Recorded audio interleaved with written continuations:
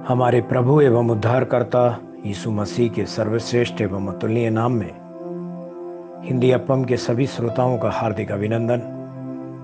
आज दिनांक 10 नवंबर दिन मंगलवार सन 2020 का मनन के लिए पाठ। आज का शीर्षक है नहमीया और विरोधी। नहमीया पहले अध्याय के 11वें वचन में हम ऐसा पाते हैं, आज अपने दास का काम सफल कर और उस पुरुष को उस पर दयालु कर। अजीजो, जब आप परमेश्वर के लिए बड़े काम को करने का प्रयास करते हैं तो शैतान उसके खिलाफ विरोध और बाधाएं लाएगा। वह निश्चित रूप से उठेगा और सच्ची सेवकाइयों के खिलाफ काम करेगा। जब नहमीया ने श्रद्धा के साथ परमेश्वर के लिए मंदिर बनाने और यरूशलेम के चारों ओर दीवारें बनाने की पहल की तो उसे कई आपत्तियों का सामना करना पड़ा। दुश्मन जबरदस्त रूप से उससे लड़े, लेकिन उसी समय परमेश्वर उसके साथ खड़े थे। परमेश्वर ने लोगों को नहमीया के साथ खड़े होने के लिए प्रेरित किया। परमेश्वर के लोग भी सेवकाई हेतु बलिदान देने और समर्पण के साथ जिम्मेदारियों को पूरा करने के लिए उत्सुक थे। त्याग और समर्पण वाली सेवकाई अतुलनीय है। परमेश्वर के प्यारे बच्चों, आपको पृथ्वी में परमेश्वर के राज्य का विस्तार करने के लिए कोई भी बलिदान करने के लिए तत्पर रहना चाहिए। जब आप पुनर्जागरण के लिए किसी भी कीमत को चुकाने का फैसला करते हैं तो परमेश्वर निश्चित रूप से आपकी सेवकाई में शानदार परिणाम की आज्ञा देगा।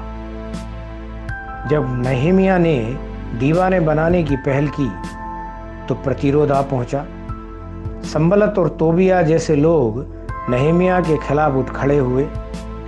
पवित्र शास्त्र कहता है, यह सुनकर कि एक मनुष्य इस्राएलियों के कल्याण का उपाय करने को आया है, होरोनी संबलत और तोबिया नामक कर्मचारी जो अम्मोनी था, उन दोनों को बहुत बुरा लगा। नहमीया 2 अध्याय के 10वें वचन में इस तरह लिखा है। शैतान परमेश्वर के लोगों के लिए एक दुश्मन के रूप में रहता है। जो भी मनुष्य आत्माओं की मुक्ति के लिए कड़ी मेहनत करता है वह शैतान के हमले के निशाने पर आ जाता है। जब भी आप आत्माओं के उद्धार की दिशा में एक प्रयास शुरू करते हैं तो परमेश्वर के शत्रु आपका मजाक उड़ाएंगे और ठट्टा करेंगे। वे आपको मूर्ख कहकर आपका मजाक उड़ाएंगे।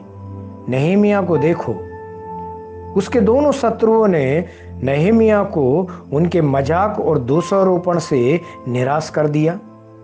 हम नहमीया 4 अध्याय के 3 वचन में पढ़ते हैं कि उन्होंने नहमीया का मजाक उड़ाते हुए कहा, जो कुछ वे बना रहे हैं, यदि कोई गीदड़ भी उस पर चढ़े तो वह उनकी बनाई हुई पत्थर की शहरपनाह को तोड़ देगा। लेकिन उसने इन लोगों को जवाब देने की परवाह नहीं की। इसके बजाय उसने क्या किया? वह घुटने टेक कर प्रार्थना करने लगा। यह कैसी उंडेल कर की गई प्रार्थना थी।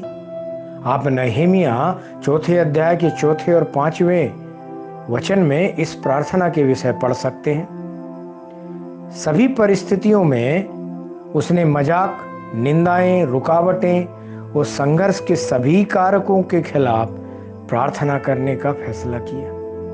परमेश्वर के प्यारे बच्चों, आप भी उसी तरह प्रार्थना करना सीख सकते हैं। आज के ध्यान करने के लिए जो वचन लिया है नहमीया उसके 13वें अध्याय का 14वां वचन, जहां इस तरह लिखा है, हे मेरे परमेश्वर, मेरा यह काम मेरे हित के लिए स्मरण रख, और जो जो सुकुर्म मैंने अपने परमेश्वर के भवन और उसमें की आराधना के विषय किए हैं उन्हें मिटा न डाल।